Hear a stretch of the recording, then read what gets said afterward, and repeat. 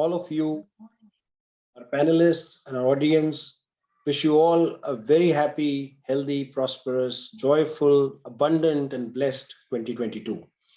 This is our first discussion in the new year. One thing that most of us do in the run-up to the new year is to form new resolutions. Some of us want to lose weight, some of us want to eat healthy, some want to become fitter, some want to balance work with life, and some others, life with work, and so on. At Team Lee's Regtech, we speak to a number of compliance professionals all across the country as a part of our day-to-day job. Our job is to make compliance professionals more successful. So during the run-up to the new year, we spoke to a large number of compliance professionals and asked them what is that one resolution they are looking to take this year in their compliance roles. And guess what? A vast majority of them said they want to reboot, reimagine, transform, change their compliance program in the new year. So we thought, let's put a program together where we can get a battery of experts, talk about what are the ideas to reboot your compliance program in the new year. So I have the pleasure of hosting two veteran compliance professionals from the industry. Let me quickly go through the introductions. I have Deepak Sharma with me. Deepak is a qualified company secretary and a lawyer, currently works as a general counsel for South Asia with Group 4 Securities, popularly known as G4S. G4S is a leading global integrated security company specializing in provision of security products, services, and solutions. In his role, Deepak has previously worked with renowned companies like Rocket, Syngenta, Ingram Micro, Brightpoint, IBM, and Future Group. He has a rich experience in handling regulatory and ethical compliance, contract management, litigation, and secretarial arbitration. On the personal front, Deepak is a fitness enthusiast, a long-distance runner with a few podium finishes in both full and half marathons. Deepak, welcome to the panel today. Thank you, Rishi. Thanks a lot. My pleasure. Our next panelist is Vivek Mishra. Vivek is a law graduate and a company secretary with over 14 years of experience in legal, governance, compliance management, and mergers and acquisitions. Vivek is currently working with Bajaj Consumer Care Limited as the head legal and company secretary. He has extensive experience in both industries and domains, and he has also worked with companies like Mondelez International, Michelin, and GE Power. Vivek brings extensive cross-functional experience in business strategy, advisory, and has been instrumental in providing guidance to senior management on various issues, including business ethics, compliance, public policy, and legal risk. So welcome, Vivek. Welcome to the discussion today. Thanks, Rishi. Thanks for the wonderful introduction. Well, thank you. Before we move on to the lower level items in our discussion, let's understand some basic facts here. Let's look at a couple of slides so we all have a common shared understanding of facts around compliance and the regulatory ask of the regulators on entrepreneurs. What you see here is a quick slide. Many of you have seen this before, but India's compliance universe constitutes 1,536 acts, which are about 69,233 compliances with about 6,618 filings across 7 broad categories. Labor being the largest, contributes 30% in terms of acts, 47% in terms of compliance. EHS is environment, health, and safety, deals with PCBs, CPCBs. Some of us coming from manufacturing backgrounds are more familiar with the provisions under EHS. There are close to 100 plus acts and about 3,000 odd compliances. Finance and taxation, I don't think needs any explanation. Everything in direct tax, indirect tax, customs, FEMA, advanced tax, income tax, GST, and other items, including excise and so on, fall there. Commercial deals with equipments, electricity, lifts, hoists, cranes, fire extinguishers, Bureau of Indian Standards, legal metrology, a lot of that falls in there. Secretarial, a lot of my company secretary friends do this for a living. Everything to do with Ministry of Corporate Affairs, ROCs, SEBI, NSE, BSE, depending on whether the company is listed or private limited. A lot of that goes there. And industry specific deals with the sectoral compliances, the RBI for banking and financial services companies, IRDAI for insurance companies, FSSAI for food processing, and so on and so forth. The specific sectoral compliances fall in that bucket. So that's really a very high level view of the map which is affecting entrepreneurs. What we've also done is we've broken this down into the map of the country and showcase the compliance obligations in respective states. And as you can see here, it's a heat map with different color codes and shades, tells you about how many acts and compliances are there in different states of the country, primarily in three parts: acts, compliances, and filings. And we have also broken it down between center and states and so on and so forth. So I don't intend to go through that in detail, but that's a lot of information on a single slide.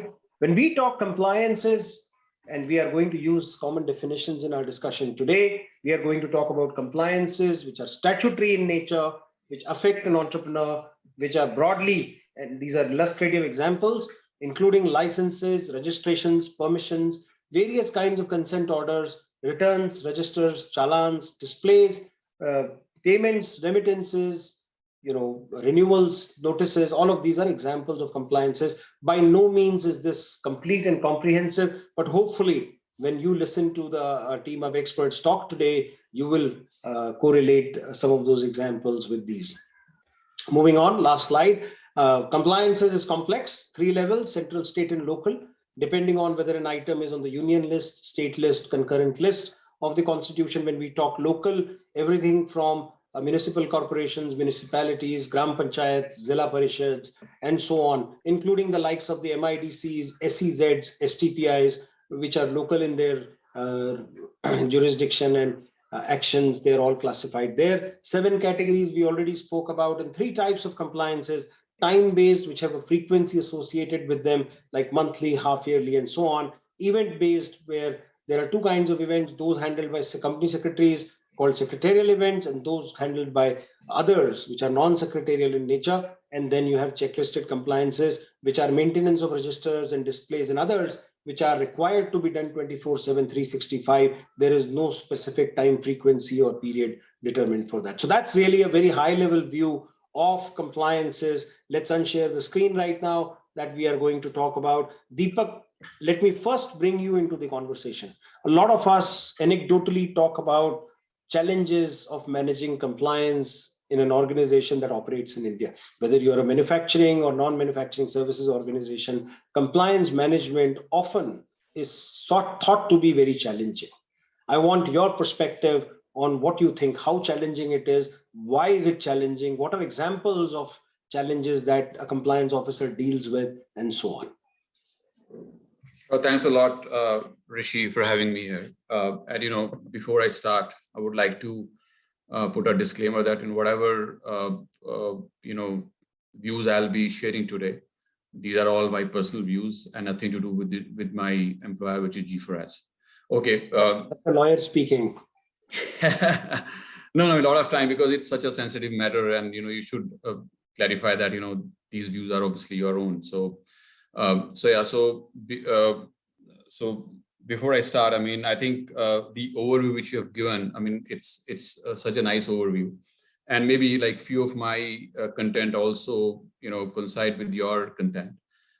As you rightly said, there are about 1,500 central, state, or I would say industry specific legislation which we have in India, and on top of it, obviously there are amendments which we get like every now and then, and there are about 1,000 yearly update which we get on these regulations. So managing, just multiply that number by 3.5, Deepak. The number of changes that happened last year were about 3,560. Absolutely.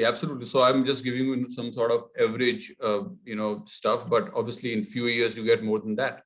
So managing 1,000 update every year is a challenging task. And and when I talk about specifically the security industry, we manage about 70 document per site per customer, every day sort of, and then and I'm sure the number is the same with everyone here. And also like if I talk about monthly handling of the documents, so we manage about 2 lakh statutory document every month. So, I mean, imagine the volume. So who on earth can actually, manage this sort of compliance framework without a slip up? Obviously, once in a while, except if you're my wife who claims to be perfect in whatever she does. So, so that's basically the overview of the legislation structure we have in India. And when I talk about how government is managing it, so government is basically working on a hybrid model where few things are obviously automated and few are not. And obviously because of that, as an employer, as an industry, I face a lot of like we all face a lot of challenges. And just to bring like a couple of things which comes to my mind and which are quite recent. One is the recent notification by the PF authority, where they've made it absolutely mandatory to link Aadhaar with the PF account, which obviously is a good step in the right direction, but the execution is a bit of a challenge to especially to the employers. What they've not taken into account is there could be a mismatch between the data which you have on the UN portal and what you have on the Aadhaar. And if there is a mismatch, then obviously you can't link Aadhaar with the PF account. And if you can't link, then you can't remit the PF, and you can't remit, obviously the employer is non-compliant. And that's a serious issue which is faced by the employer currently, that in spite of their willingness to pay the PF on time, and because of a non-linkage of Aadhaar with the PF, I mean, they are actually struggling without any resolution, without any solution given by the government. So that's one area where it's a serious struggle by the employer. And secondly, I mean, we all know about the minimum wage notifications which come like almost every month. Obviously, a lot of government authorities, they do publish it, and they publish it at their website. But at a lot of places, the employers have no mean to know the current notification. They have no mean to even register their objection to a particular wage revision. So, and that's largely because they do have the they do have the website, but they don't update that periodically. So that's the other area where a lot of employers struggle. And the third area, which I would simply say, is maintaining the registers. Okay, because as you said, I mean, we have got state legislation, we have got local legislation, and then each state have its own requirement for maintaining the register. So I mean, if you allow you to maintain the register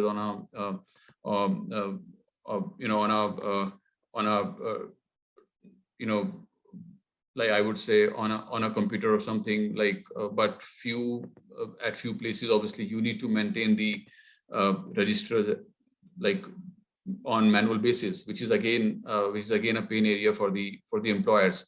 So just to sum it up, I mean, these are the few things which I wanted to cover here, that though the government is obviously progressing towards ease of doing business, but there are certain areas where the industry, the employer, they are struggling a bit, and obviously I'm sure like after the labor code would come into play, obviously there would be lot of ease to the business, because main area of struggle is the labor laws. But if that is sorted, then obviously 80-90% of your struggle is gone, in my view. So Deepak, well said. 30% of the acts in the country and 47% of the compliances among the 69,000 actually come from labor category. So if we are able to solve labor, reduce the redundancy, reduce the duplication, reduce the overlaps, review these compliances for relevance in 21st century, I think a big battle would have been won. So that's an important point. But I was amazed to hear that there are over 2 lakh compliance documents that your team is responsible for creating month on month and managing the life cycle across hundreds and thousands of customers across. So basically, one of the key things that is a takeaway is there are just too many acts, too many documents, too many filings, too many returns and registers, a lot of them fairly overlapping that currently get done in labor. And that's a big challenge that we face. The second one, I'm not sure like how many. Oh, okay, after you. Sorry. So the second one that you mentioned was around fluidity or the changes, the dynamic nature of our compliance environment. Last year, over 3,000 compliance changes happened, right? And it's not easy to track these compliance changes. What I'll do is I'll take a second and show our audience how many compliance changes occur and what are their implications. So give me 1 second.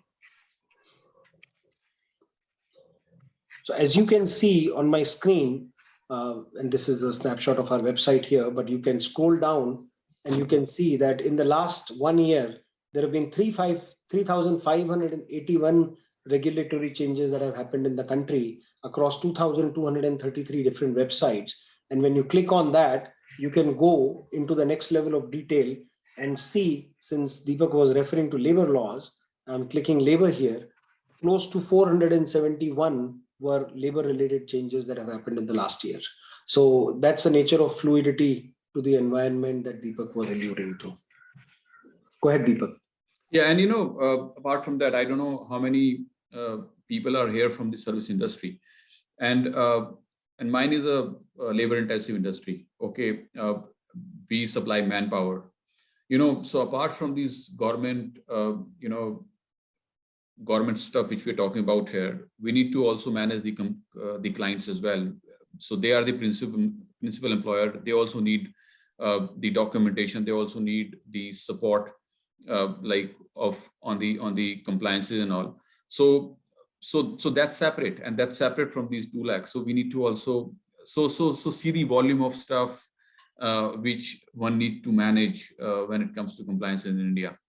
That's a compliance department in itself, well resourced, in most cases not so, but the obligations are there. So well said, there are statutory requirements that Government of India demands, and then there are client specific requirements where clients have specific processes, formats, aggregations, controls. In fact, at TeamLease Regtech, we have a product which helps clients stay on top of all their vendor obligations. We call it the vendor compliance module, where the clients can track their vendor compliances, and you are on the other side as a user of such a product on the vendor side. So excellent points made there, Deepak. Thank you so much. Let me bring you, Vivek, into the conversation now. And you come from a different background, more FMCG kind of a setup. You've worked in both Indian and multinational companies. Multinational companies inherently bring greater focus and sophistication on governance, risk, and compliance practices, global reporting requirements, sensitivity around non-compliances is slightly higher, and so on and so forth. So culturally, the two types of organizations show differences in their outcomes. So over to you. In your opinion, what are the challenges? Yeah. So thanks, Rishi. So basically, one of the challenges which Deepak has rightly mentioned is the plethora of rules and regulations and amendments and laws which are applicable typically on an Indian business, right? So how do we manage those plethora of regulations and laws and amendments on a daily basis? So typically, just to give you an idea, FMCG business has around 60 to 70 laws which are applicable on them, and maybe around 4,000 plus compliances. If you have 2-3 manufacturing locations, and the number of compliances may add if the number of manufacturing locations are more than 2-3, right? So management of these many compliances, Indian regulations, most of them, which leads to the imprisonment or, some kind of show cause notices or hefty penalties, is a challenging and daunting task. Apart from these couple of points which you have already covered, Couple of challenges which I have faced is the lack of clarity or proper understanding amongst compliance experts, right? Uh, so when organization hire people in different functions, they don't hire compliance experts, right? They hire people who are good in their domain, right? Basically, human resources or engineers or maintenance heads or environmental health experts and all of that. They're not compliance expert as such. Uh, uh, so while there are functions like finance, tax, CS, which has compliance expert, there are many functions like manufacturing, quality, supply chain, marketing, which don't have statutory compliance as part of their KPI or KRA. Hence compliance is not their priority. Them to track, understand, and report the compliances on a regular basis. Sometimes asking too much, right? Looks like asking too much, and looks like we are asking them to go beyond their role. That is a main challenge which I have come across in some of my previous organizations. Another thing is the feeling, the inherent feeling that okay, the payment of penalty is perfectly normal, right? And it is considered as a substitute for doing the compliances, right? So that is one behavior pattern which I have seen is more or less there. So which is basically one of the main challenges which I have faced while setting up the compliance framework in the organizations. So in crux, the most important challenge which I have seen, which I have come across, is cultural change, shift in the organization. Bringing in the cultural shift in the organization is the biggest challenge. And if we can overcome that challenge, I think rest of things becomes a little easier for us. So any compliance program in an organization will work only when employees or the compliance users, participant of that program, are completely aligned with the objective of the compliance program which you are propagating. So Vivek, great point made there on the culture. In fact, in many of my conversations, I continuously talk about how important culture is. I mean, no amount of technology can play a substitute to improved culture. Deepak, let me bring you back on a couple of points that Vivek mentioned. He spoke about a problem of culture of compliance in the company. Second, he mentioned was around level of awareness, sensitivity, training, and expertise on the subject of compliance. And I think he hit the nail on the head when he said that while we hire company secretary for the secretarial function and chartered accountant for a finance function, we don't necessarily hire trained resources for dealing with, say, labor laws or other laws in the country. And some of these people learn on the job. They don't come with the right training to start with, and then there is no framework to provide training and make them skilled and experienced as they work in the organization. Any thoughts on that? Great points, Vivek. Yeah, I think he touched a very right point there, and I will just give you a few examples. I mean, I started as a company secretary, and I'm talking about 18-20 years back, and frankly speaking, my mindset at that time was, okay, if I'm filing a form late, that's fine. I mean, I'll just pay a 200 rupee or 500 rupee fine and I just get away with that. So that was the mindset I always had. And also even management was pretty fine because it just took 2,000, like 200 rupees, 500 rupees. So they're fine in paying that. But what they did not, and what I did not understand at the time, was that it's not about the fine, it's all about the compliance. Okay. And also companies, I think there are a few companies which are still of the same mindset where they think that compliance is a cost center and they would not like to invest heavily like in the compliance framework. They would just simply say, okay, hire one guy, he would manage compliance for you. But that's not the case. The mindset is for sure changing, but there is still room for improvement. And I think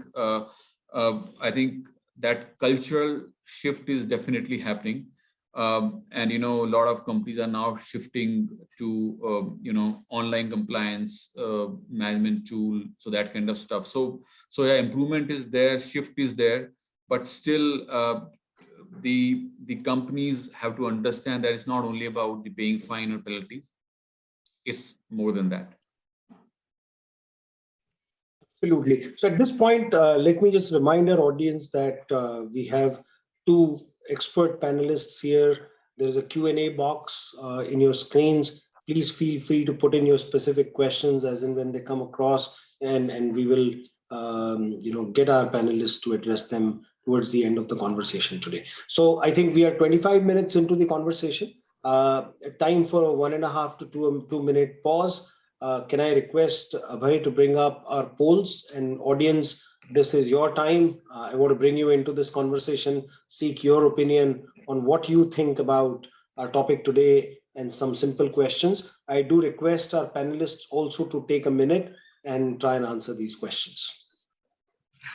Well, we spoke about what the compliance universe in India looks like. We heard our panelists talk about their view on compliance. Both of them have been veteran practitioners of compliance in their respective organizations.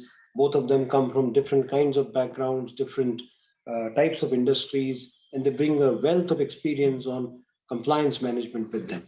So let's shift gears now. We are halfway into the conversation. Let me bring Deepak back into the conversation. Deepak, we discussed a number of challenges that are there. Too many compliances, too many filings, a lot of paperwork, significant amount of duplication, not having enough resources in the organization, poor compliance culture that companies have, culture of fines and penalties rather than finishing things on time, hardly any technology being employed for greater transparency, accountability, and control. All of these are problems that compliance officers grapple with. I want to bring you in and understand what can be done differently. What are best practices that you in your past roles have used and you've seen some mature organizations deploy? What can our audience take away from this dialogue today? Some few points that they should start experimenting with, which will help them embark on a digital compliance journey or a mature compliance program in their organization. Okay, all right. So I think for this, the solution is pretty simple, if you ask me. But I think the groundwork has to be prepared well. So it's not that every company would spend few lakhs just to ease your work. Okay, so general mindset of an employer is that it's you who we have brought in, so it's you who needs to get it done. Okay, and we don't want to invest further. So that's the mindset a typical employer would have. So for that, I think you need to prepare the groundwork well. Okay, you need to educate the employer well on the positive and negatives of not taking some actions. Okay, so that's pretty important. And you need to make a case law. And this is what I've done. Like I've rolled out quite a few compliance tool like across my work with different employers, and that's exactly I've done. So I've started at I've taken some baby steps. So rather than investing in some sort of fancy tool, we have started I've started some stuff by using basic tool, by taking some help from the IT. They have set up some basic tool through Excel and that kind of stuff, and through that I've managed the compliance framework. And that is what we have shown to the employer, that if you take these basic steps, this is the resultant you're getting, and this is the benefit the company is getting. So I've started that way, and then obviously then I've gone. Of senior management is a key area where your executives sometimes may not have the experience or richness of understanding of all the nuances around the subject. Is that what you're saying? Absolutely. So educating the decision maker is very important. So how do you do that? Some tips. That's a great point. I want to drill down for our audience on that. Okay. So I think the way you do it, you simply maybe chart out like what a compliance manager would do on a daily basis. Okay. how many returns, how many documents one has to manage. And you have to also put in some history as well. Obviously, the guy who is doing that would have his job on stake, because if he would project to the employer saying that, okay, in the past 2 years, we have done these many non-compliances, then obviously the job is at stake. But that's fine. If you present it well, you simply say that this is what we have done. These many non-compliance have been done. These many dates we have actually, not met with because of the knowledge, because of overwork. So you have to prepare that data well, and then you have to present it to the management, along with what could be the repercussion to the management in case this is continued. Okay, so that case you have to prepare well, and that you have to present to the management so that an effective and informed decision is taken. So that's very important. So that basic work has to be done by the person himself. All right, so this is what I've done. And then, yeah. It's an interesting point, Deepak. I want to hear, Vivek, do you agree with him? Or do you have any thoughts on that? Because I find it one of the most important points, and I'll give some examples, anecdotal examples from my experiences. 9 out of 10 times when I speak to MDs and CEOs of a company, and I ask them, how many compliances are there in your organization? 9 out of 10 times, believe it or not, the number thrown at me is 100 to 200 compliances. And I then show them a basic statistic where even the smallest company in India, operating in the least regulated industry, deals with between 500 to 900 compliances in a year. And for a company of their size, there is no way they can have 100, 200. They're probably dealing with a couple of thousand, if not more. So it's a clear information asymmetry or knowledge asymmetry between a compliance officer and the management. And I think Deepak nailed it. I want to understand from you, how can this information be better presented, the knowledge and understanding of the executive enhanced, so that they don't feel that our compliance burden is this much when in actuality it is this much. Yeah, I think that's where I think gauging the existing status of compliance is very, very important in the beginning, right? Uh, so most of the top executive in the company are business managers, right? They are basically heading the sales, marketing, supply chain, and those kind of functions, right? Which is more to do with the business, and their priority is the business, and rightly so, because if they focus on compliance, then uh, their focus on the business will be diluted, and hence that's where the role of compliance officer or the general counsel comes into picture, wherein we have to sort of first assess what is the situation on the ground. In order to assess that situation on the ground, I mean, you can have different tools in hand. I mean, compliance audit, compliance checks, verifications.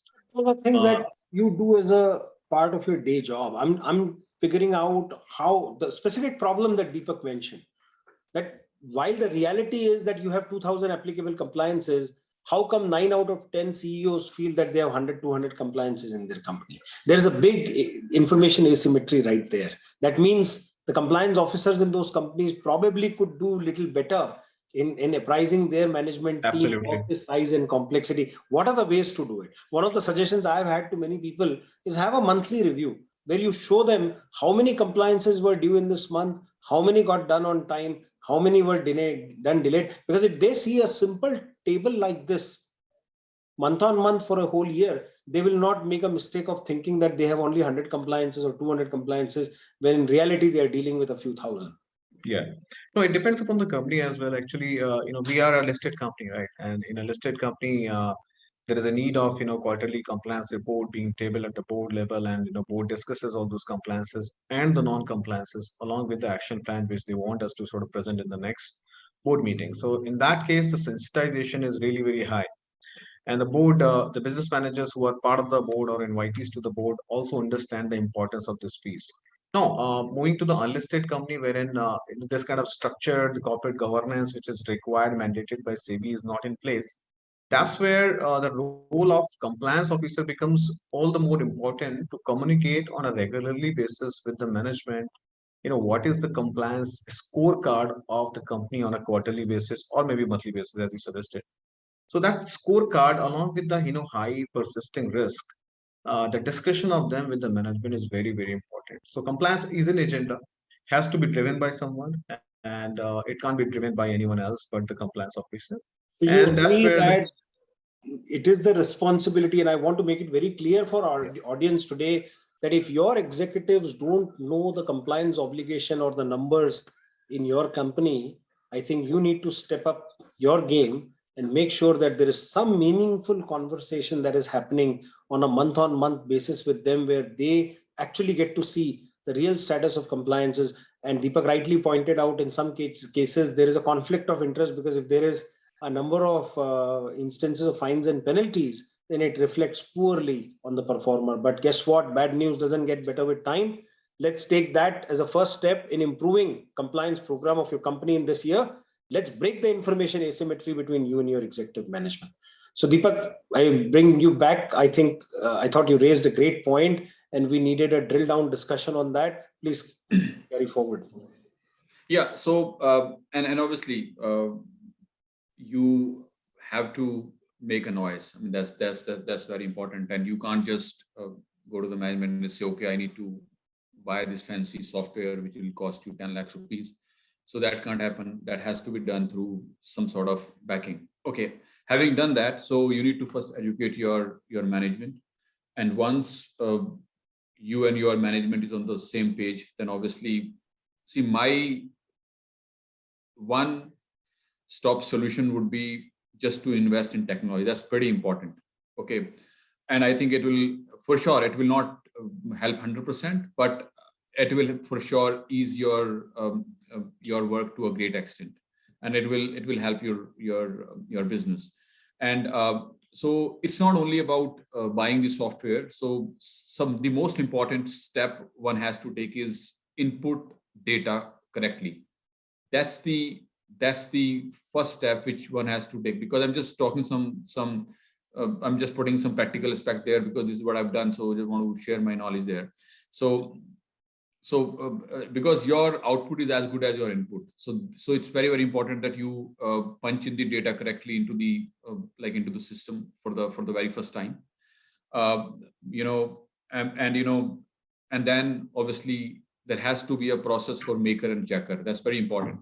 Okay, so if maker and checker is the same guy, then obviously it will not help. So maker and checker has to be different people. That process has to be properly charted out. Third thing would be important thing is escalation metrics. That's very important, that who are the people you are actually naming there in the tool. That's very important. And review of the escalation metrics is very important, because in the current times when there are attrition, the high attrition rate is pretty high, then obviously you need to review that periodically. And then lastly, real time, provision for getting the real time legal update. Once these 5 steps are in place, then you're absolutely sorted. And I think largely your deal is done. Your and company are at very, very less risk when it comes to compliance. So basically, this is my advice to managing the compliance framework for your company. Deepak, great points. Couldn't agree more with you on a few. Just want to add one more point here. Most companies, in my experience, they don't even have a current list of applicable compliances in the acts for their company, because they haven't gone through a solid compliance review with a bunch of professionals who understand this business.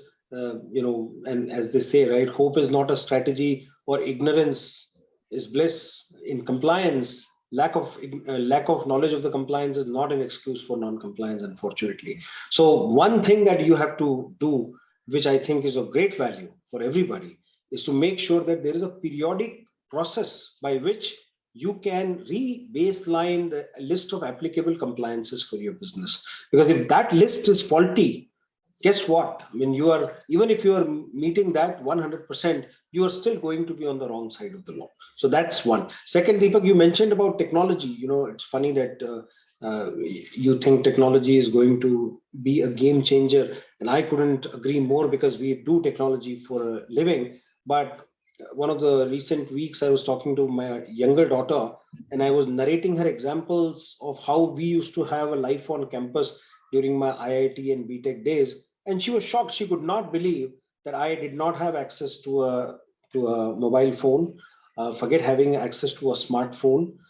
She could not imagine a world where internet didn't exist, right? And when I threw in an additional spanner saying we didn't even have access to a landline, because those days there used to one landline phone in the hostel for about 200-300 residents.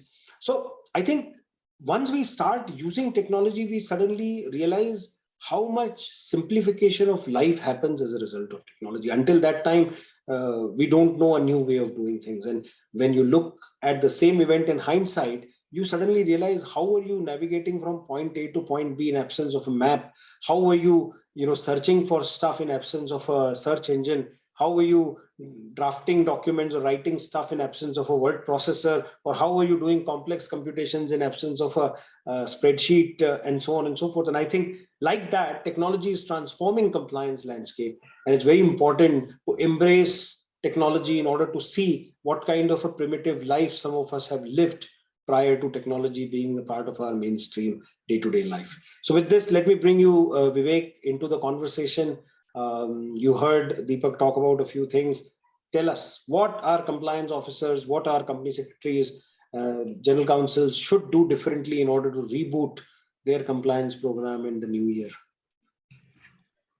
I think, first and foremost is creating enough sensitization within the organization. I think sensitization, when it lacks, the importance of meeting the statutory obligation also somewhere miss within the organization, right? So that doesn't remain the priority of the functions.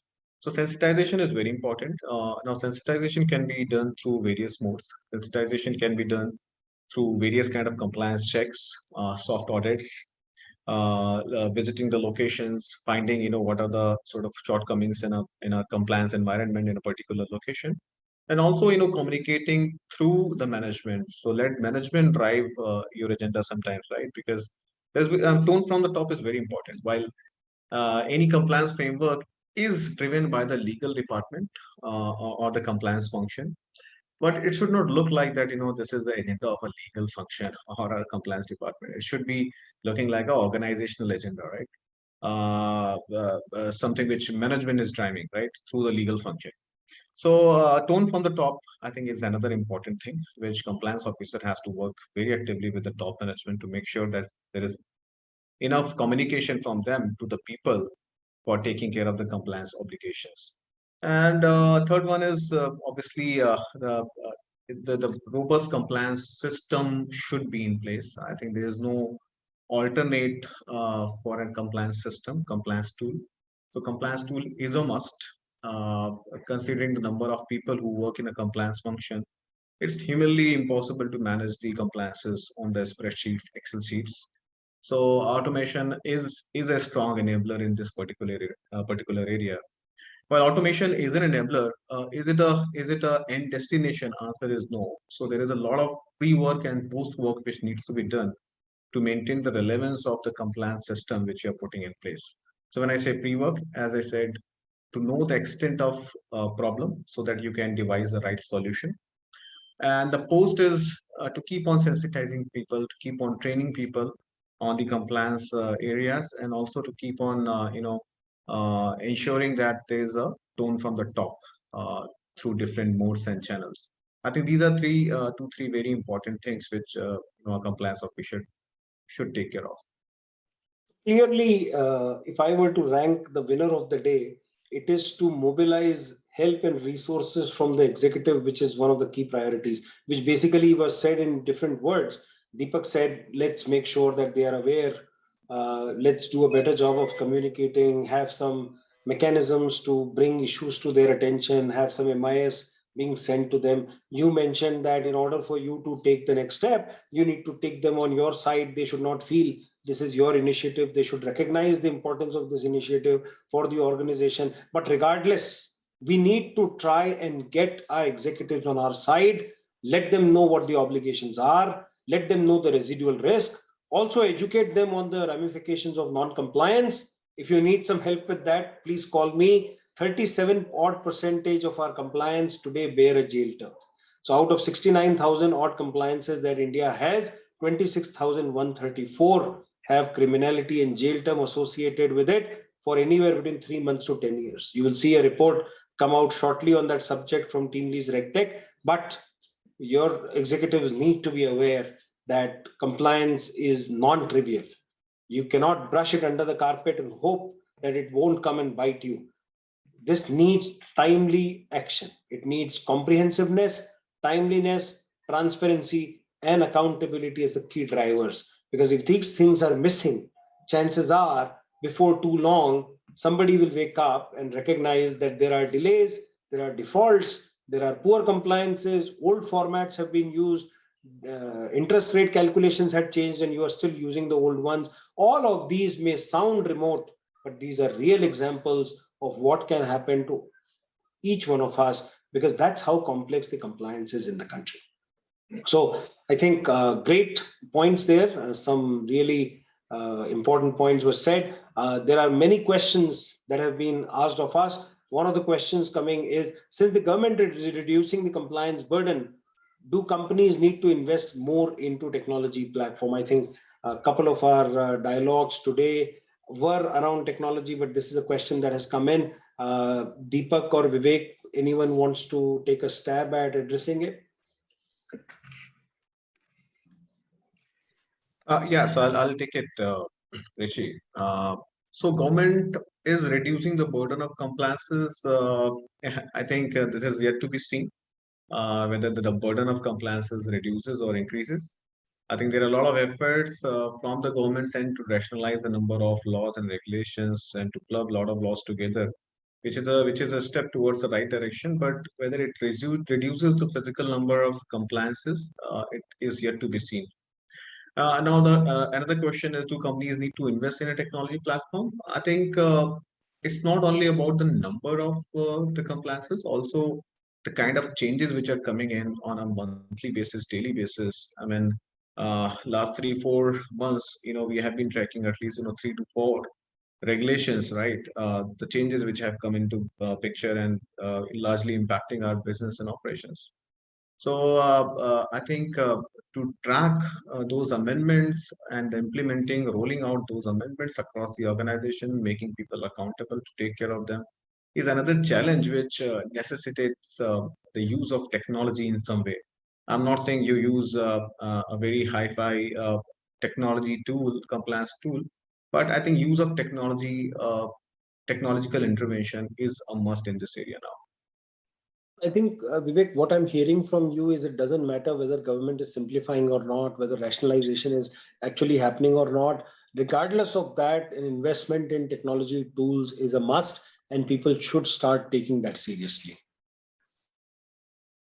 Is that what you're saying? Yeah. Yes, Rishi.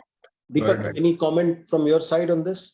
Yeah, so just one comment. So it's not, see, the only, I mean, we are not, I'm not, or like we all are not educated or like advocating about the online tool just because there are so many legislation like currently in India. That's not the only, thing. There are others that as well that, I think let's have a compliance management system, which is the, where the whole company is involved. So it's not that only a compliance manager should know what all compliances are to be made at what time and what are the, slip ups.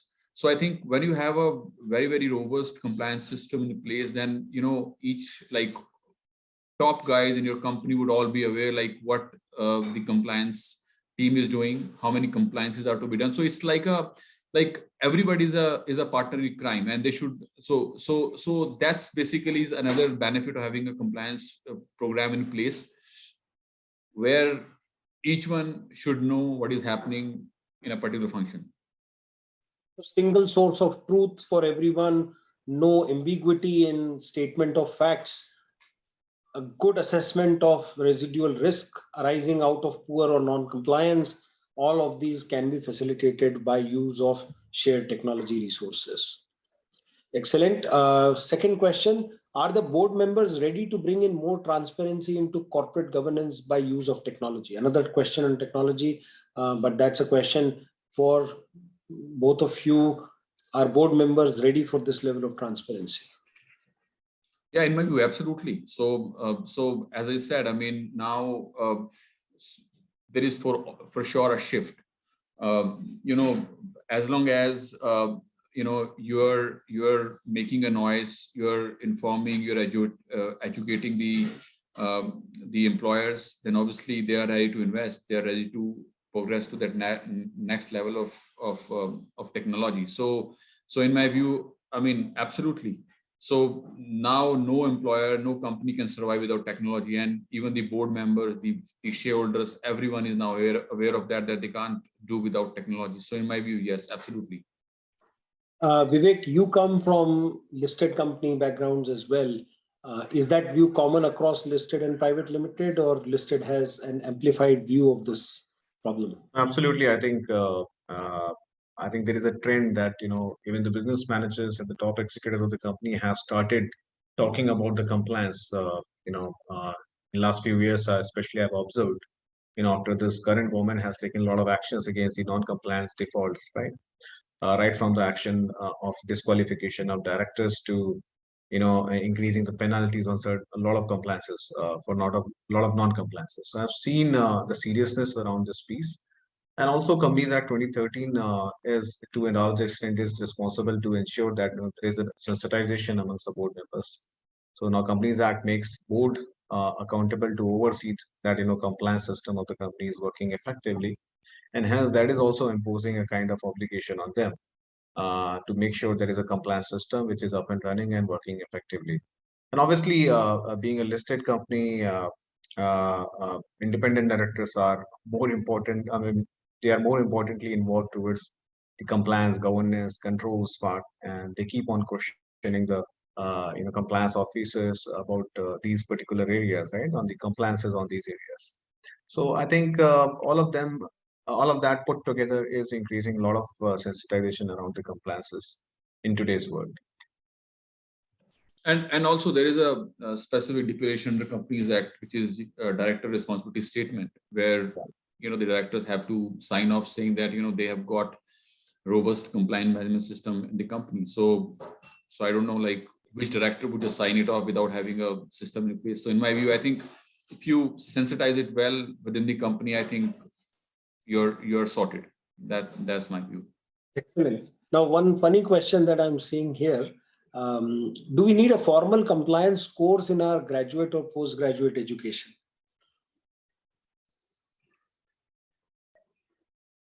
Because it looks like even legal professionals, they often don't have enough exposure to compliance in general as a function.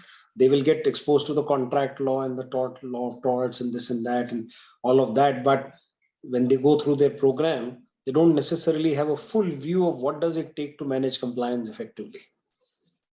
I think there is no particular some crash course on compliance. So I don't remember coming across any sort of course on that. But obviously you need to be very, very street smart when you handle compliances, and also you need to have the subject knowledge. And once you have that, I think only then you'll be able to manage the compliances. But I don't remember there is any course as such which is on the compliances. I don't know. I mean, I think the suggestion, Deepak, is do we need a course? So I think the suggestion is for universities to think of this as a program or a course or something like that in order to enhance the level of awareness of students coming out on the compliance management side. I don't think that's this required. I mean, because I mean, as I told you, different industry would have different laws, different state would have different laws, obviously, and then we have got some universal law which is applicable across India. So I don't think there is any need. That's my personal view. There is any need to have a specific course on compliances, as long as you know how to read law. How to read a regulation. As long as you are fine in that, then I don't think you require a crash course on on compliance. So that's my personal view. So Deepak, I'll counter view that by saying that when we do an MBA, right, some of us will go and manage an e-commerce company, and some of us will be in a cement or a steel company or an FMCG company. The nature of business in the company keeps changing, but the fundamental principles of management of business don't change. Correct. The nuances of the industry or sector will determine the specific actions, but the process of deciding what actions is typically time tested, and the philosophy of assessment, analysis, fact-based decision making. So I think here also the person who has asked this question probably thinks that the foundational principles of managing compliance around transparency, accountability, traceability, timeliness, escalation management, periodic review with the stakeholders, doing root cause analysis on poor compliances. I think that's probably what the focus is. That is there a greater need for someone to understand the core principles of compliance management rather than just flying blind and coming into the corporate and suddenly being asked to start supervising compliance is really, I think. So I personally feel that there should be some exposure to law and other graduates who are supposed to come to the corporate. Compliance management is going to be a key role at some point in their careers. So having a hands-on understanding of principles and foundational items around this might help. See, that's my one bit would be what you're talking about, that how to, so you actually touched on the how to manage the compliance. So that's something like which is to do with ways of working. I don't think any course would teach you how to maneuver within the company. So that's something which you have to learn over the time while you're working. So that's my view, because as a lawyer, nobody would tell me like how to present your stuff with the board. So that's not something I've learned in my law, like when I was doing my law. So I think that's something which is ways of working. So no university would teach you that. So yeah. Vivek, any comments from you? Yeah, not sure about the compliance course or something, but definitely I think people need training sometimes. In my view, I've seen people changing functions, from one plant to another plant, from quality to EHS to maintenance to utility. People jumping functions, and they keep on changing their compliance areas as well. Right. So I think that's where I saw the need of training people on the compliance requirements, if not a compliance course. As I said in the beginning of this conversation, there are people who are MBAs, who are engineers. Their core job is to manage the technicalities of their functions, right? Their core job is not to manage the compliances. And that's where I think, a little bit of orientation on the compliance requirements, which they will be dealing with, is good for organization. Excellent. We are exactly at 4 p.m. I would request Abhay to quickly flash the results of the survey.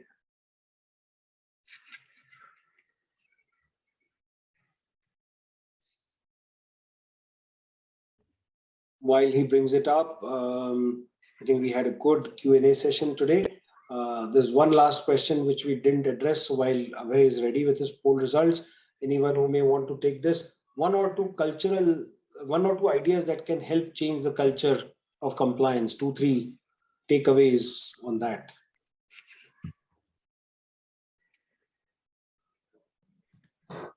I think you have to make the noise. So that's one. So you should know who are the decision makers within the company. So that's number one. Secondly, obviously, as I said before, you have to prepare your groundwork well. I mean, you have to have the data with you. So you just can't go to the management and say, okay, I need this software. No, that's not the right way. So you have to sensitize them about the culture, like why you need this. What if you don't implement? What are the risks? So you have to make that case, inform the management, and then take it forward. So it's not a one-day job. Huh? So it's like you have to bang it every other day so that the management listens to it. So I think it's a continuous process till the time they hear you. Yeah. Yeah, I agree with you, Deepak. I think culture is a foundation on which everything else, all the compliance program systems will survive, right, and sustain. So I think making a noise is I think is a very good statement. I think we should talk about compliance more and more. Discussing compliance scorecards at the management committees, the board is another area which we can explore. One of the things which we have done in one of our previous organization is making quarterly newsletters on the compliances, right? So circulating those newsletters, compliance newsletter with quarterly hits and misses and concern areas and winning areas to the management, to the functional heads, and to the compliance owners on a quarterly basis. And I saw it spread a lot of sensitization within the compliance functions. And one last thing as an idea is, subscribe your management to our daily, weekly, monthly regulatory updates newsletter. Once they start seeing the nature of changes and the type of changes and just the sheer volume of changes that happen, I'm sure their overall awareness of the function will also improve. So, Abhay, if you have the results, then I would want to flash the results right now. If not, then I think we are ready to move forward and close. Okay, so there it is. 73% of the people participated. 92% agreed that managing compliance in India is challenging. I would want to meet with the other 8% so I understand how they are managing it better. 43% believe that they've paid fines and penalties in the last 12 months. Almost 100%, in fact, 100% agree that using technology will help them manage their compliance better. 96% agree that it's high time we migrate from paper-based compliance to digital platform. 47% agreed that we have missed at least one critical compliance in the last 12 months. Managing compliance during COVID has been really challenging. Vast majority, 86% agreed with that. 94% agree that it's challenging to stay on top of all the regulatory challenges and regulatory updates. And 78% agreed that filing compliance are often missed because they are paper-based. So that's quickly the result of our survey today. Thank you so much for bringing a great audience and engaging with us and letting us know about your views on compliance management. All of you are contributing to creating a body of work, body of knowledge, which can be used by a lot of people who sometimes are able to join, but sometimes they watch some of these events offline. For my hearty thanks to Vivek and Deepak for taking their time out and sharing their wealth of knowledge with all of us. So until next time, thank you so much. Have a great day. Thank you. Thanks, Rishi. Bye, everyone.